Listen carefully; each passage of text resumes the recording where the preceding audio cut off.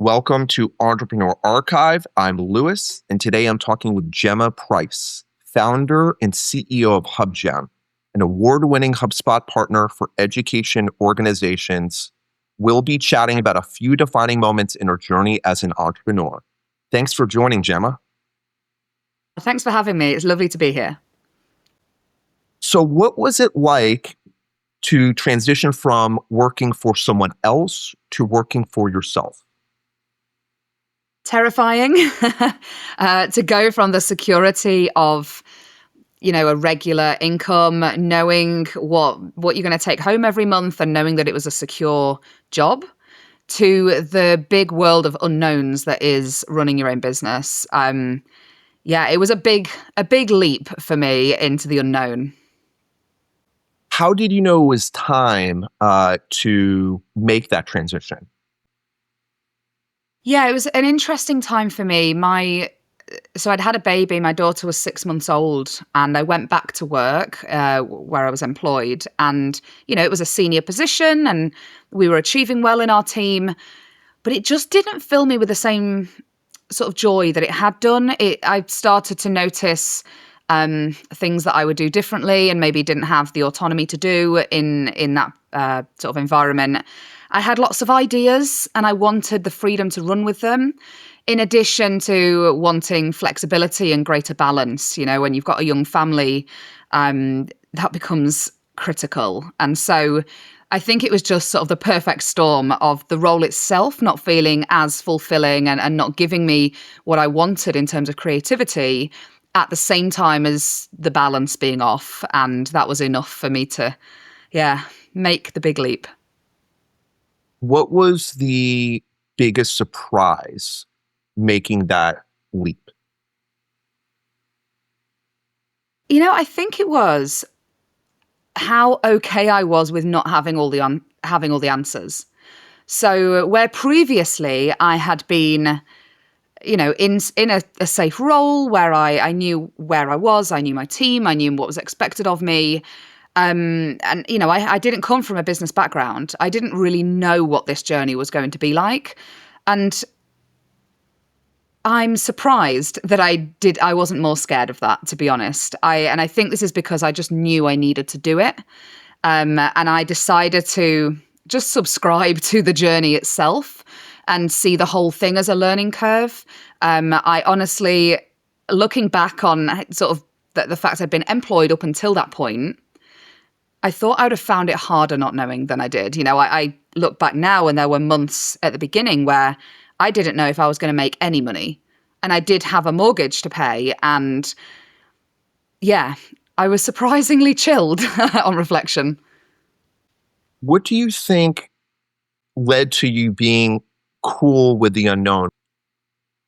I think self-belief. I think there were two sides to it. One was that I'd recognized where my skills lie. I'd recognized what I was good at, and also where I had potential that I wasn't realizing in employment, where, I had ideas and I couldn't run with them. And so I think part of it was just a belief that I had something to give, and this was a way that I could give. But also the business that I started was in the sector that I had been employed in. So I became a specialist consultant serving the people who are sitting in the chair that I've just been sat in for many years. So I think knowing that the need was there, knowing that I had skills that were needed in this space, and it felt like, it was my time and my space to take that action. And I think that helped drive me forward with purpose, that actually I could do this. I would say I had a very secure upbringing. So I know my parents did instill a lot of self-belief in me. That definitely helped.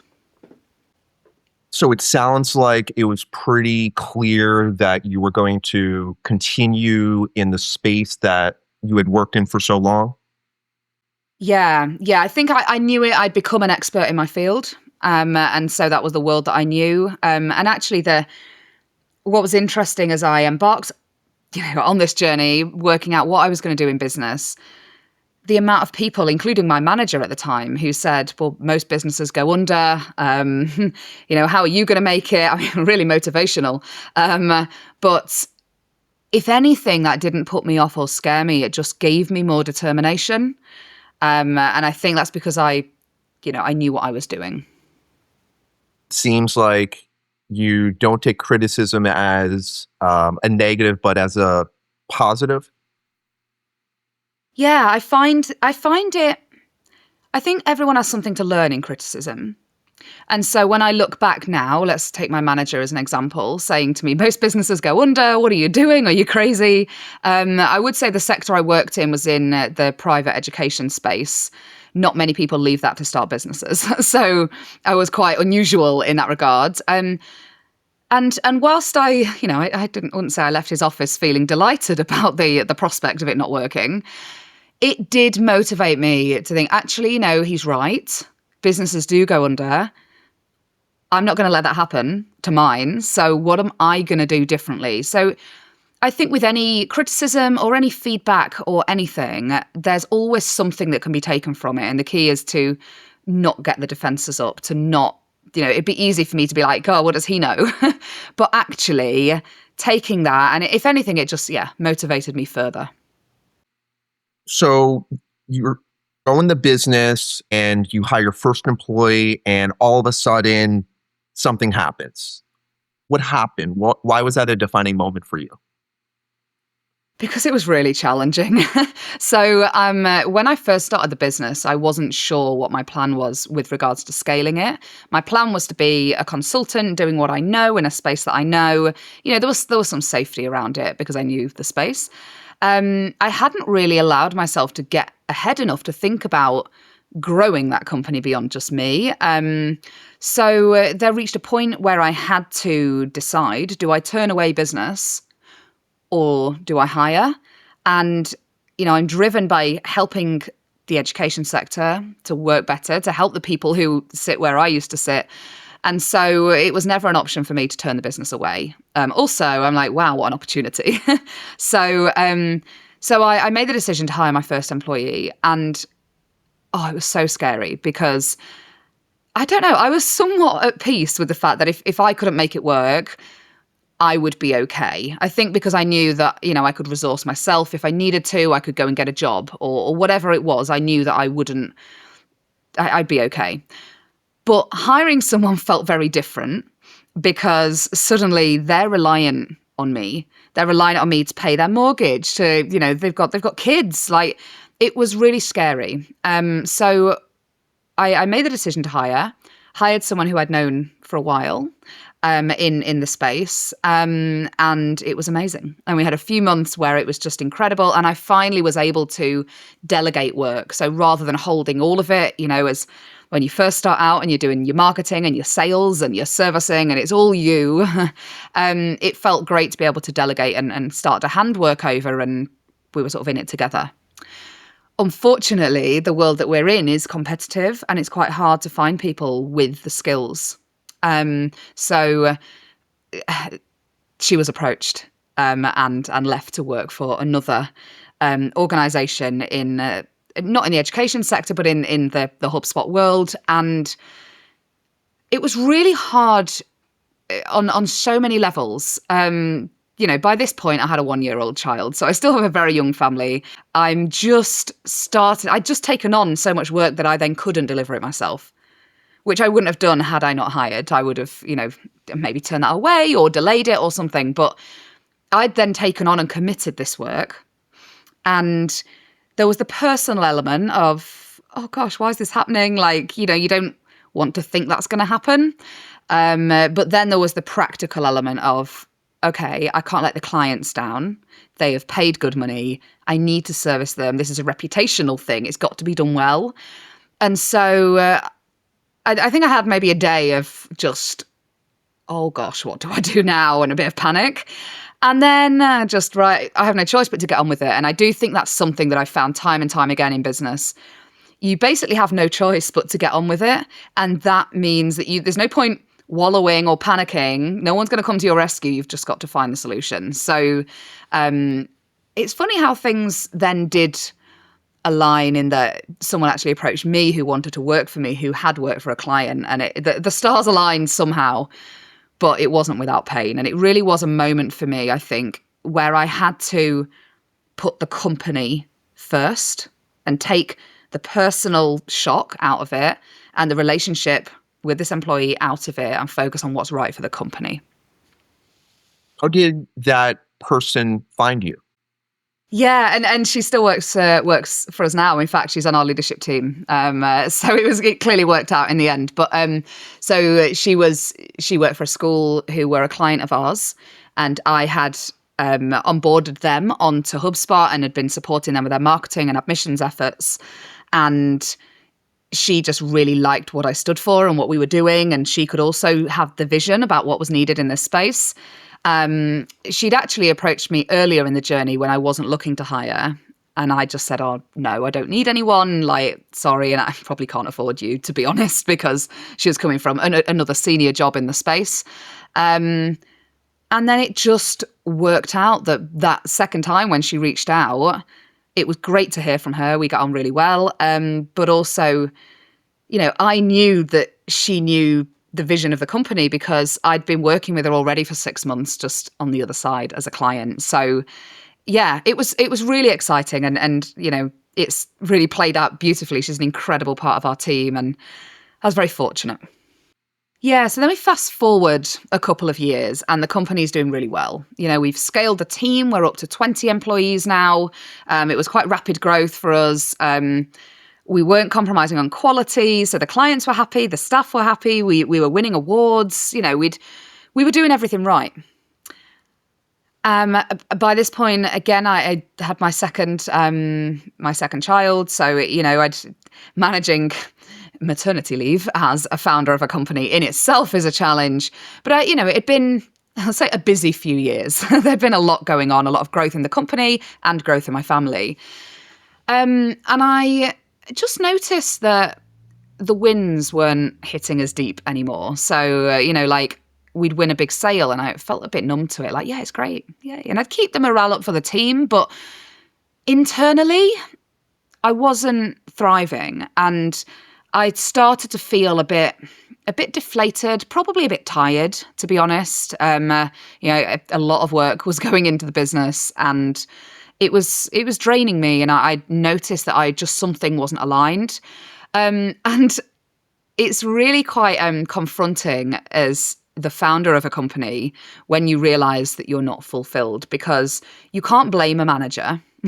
You can't blame anyone. If the work you're doing is not giving you the fulfillment that you're looking for, the only person that you can blame for that is yourself. And so I had this moment, like, I've chased this dream. We've got the money, we've got the success, we've got the clients, we've got the reputation. Like, it's literally all great. So why do I feel a bit deflated? What is going on? And it forced me to step back and look at my role in the company and actually, what did I want this business for? Because when I first started it, it was to be creative. It was to have flexibility with family life. There was freedom within that as well. And along the journey, I'd lost a lot of that. I was working harder than ever. I was, struggling more with the balance with family life. And I also just felt like I had more to give, and it just didn't feel right to me. And I'm a big believer in intuition and following your gut. And I was looking at the time for a coach because I hadn't ever had any coaching. I wanted some guidance, some help finding the answers. And again, it's funny how things worked out. I went for lunch with my sister one day and she said, oh, I've just started being coached by an intuitive psychology coach. My ears prick up because that is right up my street. I've always been very interested in psychology. I reference intuition and gut a lot, as do a lot of entrepreneurs. And so I looked into it, and long story short, I got myself a coach and went on the most incredible journey of inner exploration where this work is deep. We're talking inner child work, shadow parts work, going right to the core. And what I started to recognize was these limiting beliefs that had come, a combination from past experiences, childhood, and more recent experiences. And I had this belief that you had to work hard, then you'd earn lots of money, and then you'll be happy. And so I was working harder, I was earning the money, and then I'm like, hang on, I've been sold a lie. I'm not any happier. And so I really went on this journey and discovered what was going on under the surface, and it changed my whole life, to be honest. Fast forward a couple of years, I am now a master intuitive psychology coach. It was that transformational for me that despite my busy life and despite all the spinning plates, I'd say I have more balance than ever before. And I now help other CEOs, entrepreneurs, and leaders who might be feeling the same as I did, because I really recognize my thinking head, the one we live in business that's strategic and problem solving and all of that, could not solve this problem because it was not in the thinking part of the brain. It was much deeper than that. And so it really shone a new light on everything about who I was and what I'd done up until that point. What does your life look like if you were to look back 5 years ago? Oh gosh, there are so many. Okay, so before, as I say, success on the outside for sure, right? The business was doing well, objectively very well. But personally, I was stressed at the end of the day. My working days were getting longer. That was then leading to me feeling guilt around family time and balance. I'd say probably leading to some arguments with my husband, who was like, what are you doing? I thought, what about this and what about that? And he was right. I was also feeling quite stressed, like I had the weight of responsibility. I had 20 employees. I now have more than that, but at the time it felt crippling. Like, I can't let them down. I'm responsible for everything. I'd got myself into a real knot, is the best way to describe it, of sort of responsibility and pressure on myself without realizing I'd got there. I think it had been gradual. So yeah, lack of balance. I wasn't looking after my health, to be honest. I was, my physical health, going to the gym was the last priority because I was just too tired and burnt out. That had led to weight gain. I wasn't making healthy food choices. So if I fast forward to now, the only difference really being this coaching journey I've been on. I work 3 days a week on HubGem. 2 days a week, I've cleared my diary completely and I don't touch it. In fact, I've launched some other businesses that I run as well now because I wanted to explore other things I was interested in. I've gained this qualification, which was an intense study period.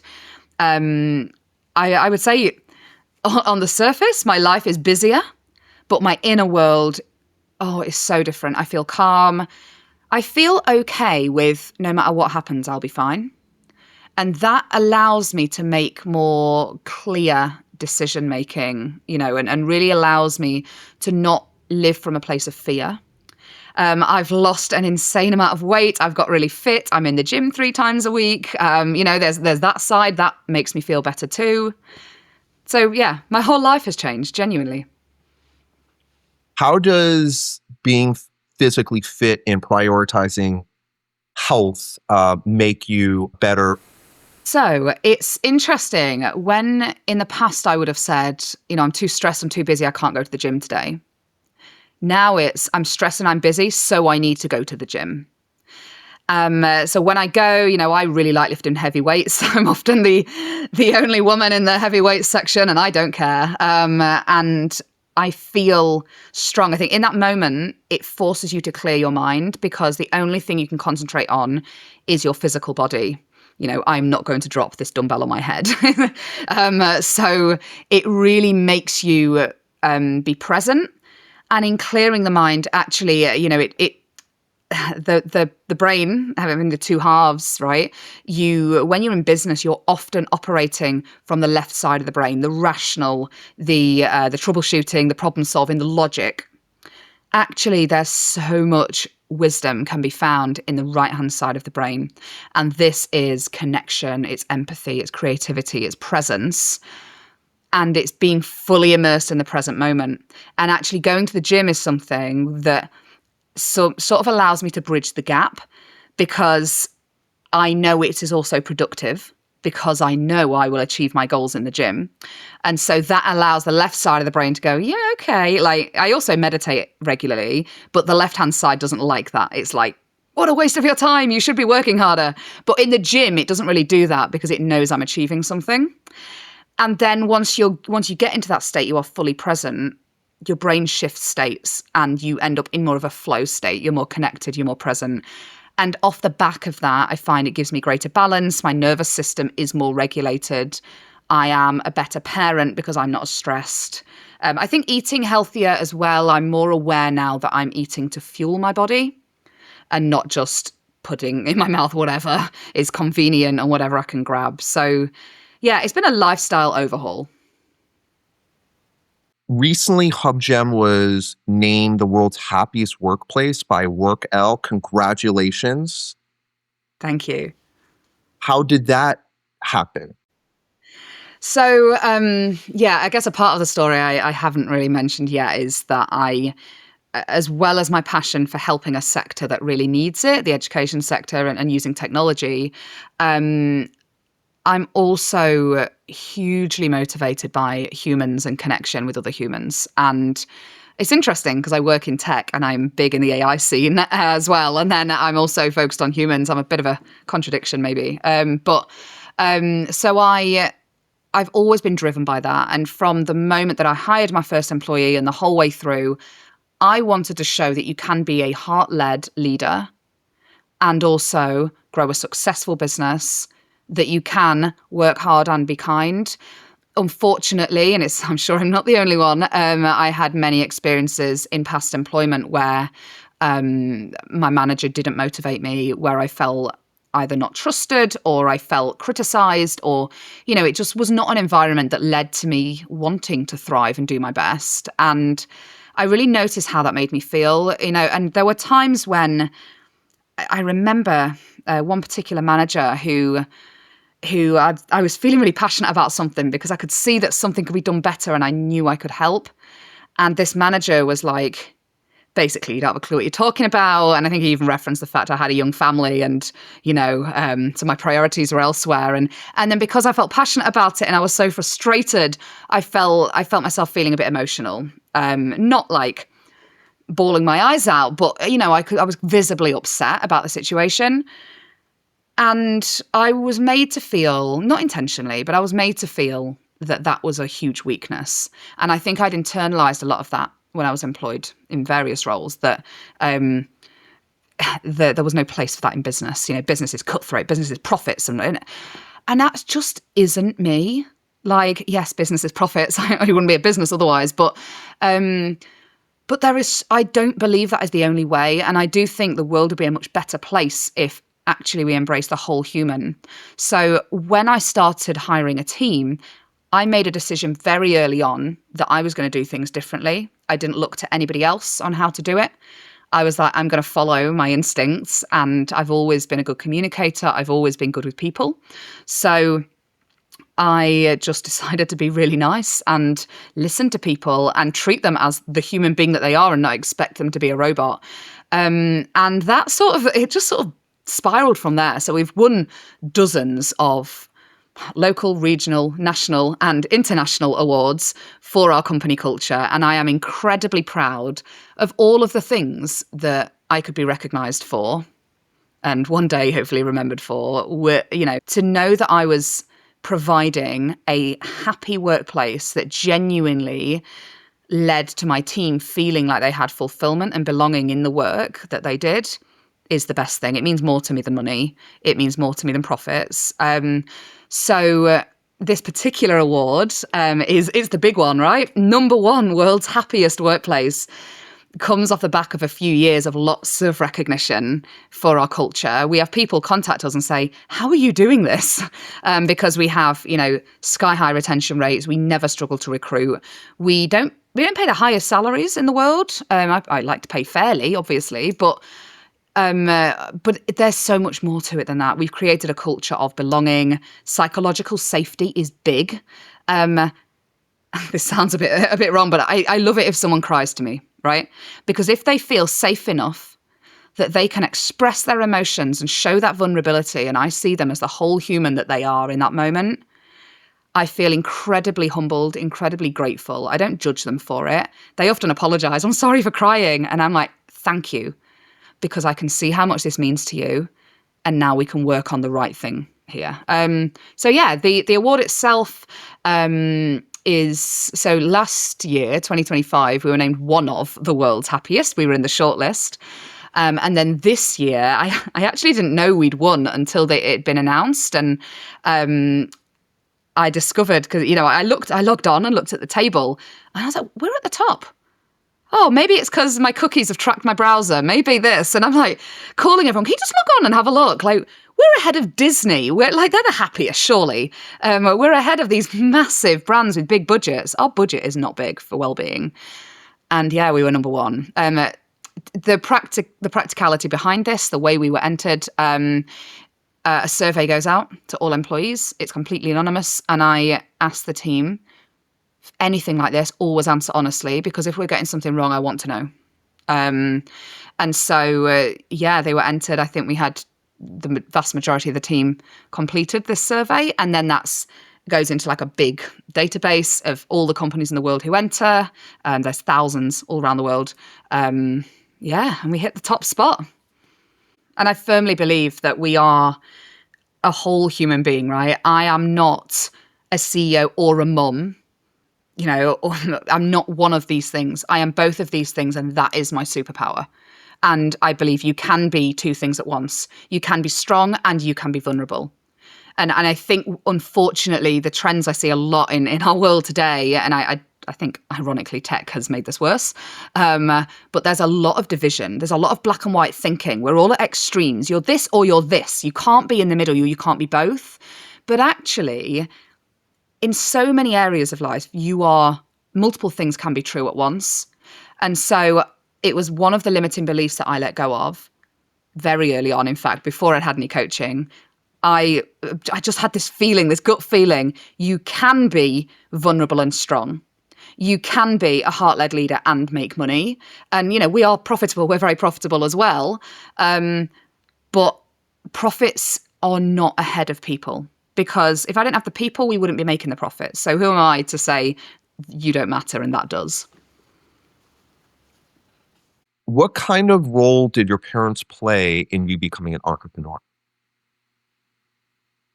Yeah, this is a really interesting one. So I do think, so my dad has always worked very hard worker, and it's sort of part of his identity, right? I'm a hard worker. And he had the opportunity years ago to become part of a business, to get some ownership in a company that he'd worked for. And he turned it down. And he knew for many, many years, he's retired now, but he knew for many years that he could have done a better job if he'd done it himself. He could have made more money. He could have done a better service. But, he had that feeling because he was so valued by his employer, but really he was probably operating beyond what he was employed to do. He really was, so critical to that business that he knew he could do it himself. And he never took the leap. And he did say to me many times, I had the opportunity and it probably wasn't right at the time, but I would have liked to have worked for myself. And he said, I could have made so much more money if I'd worked for myself. And he'd really reflected on it. And I don't think he regretted it, but I think he'd clearly been aware. And that stuck with me because not so much about the money, but about the ability to make the biggest impact. As I say, when I was employed, I felt stifled because I had ideas and I couldn't act on them. Now, if I have an idea and I want to run with it, I can run with it. And I do think that a large part of that came from hearing my dad say that. I would also say that both my mum and dad were incredibly supportive. As a kid, they were always championing me in everything I did. And they gave me the belief that I could do whatever I set my mind to. And so that definitely instilled the deep trust I have in my abilities that I'll be okay no matter what. It allows you to take risks because you don't live in fear. even fear of letting people down or getting it wrong. Or your identity is not tied to one outcome. So I try not to be too attached to a specific outcome. I don't know what the next few years are going to hold, especially in a world of AI. Nobody has a clue, really. And so I feel okay with that because I know that no matter what happens, I am balanced, I'm okay. But also I believe that I'll navigate it. It might be hard. There might be moments, but I've been through hard stuff and I'll go through more hard stuff. And I think that came from that foundation that I had from a very young age that it'll be fine. What's a maxim, phrase, or quote that really resonates with you? The only one that springs to mind, mostly because I'm terrible at remembering quotes, but the one that springs to mind, it was actually on the wall in a gym I went to a few years ago. It just said, "Work hard, be kind." And it sort of is my mantra, really. It, it summarizes my belief that you can, if you work hard and you're kind, you're doing all right. Gemma, this has been great conversation. Thanks for carving out the time today. Thank you so much.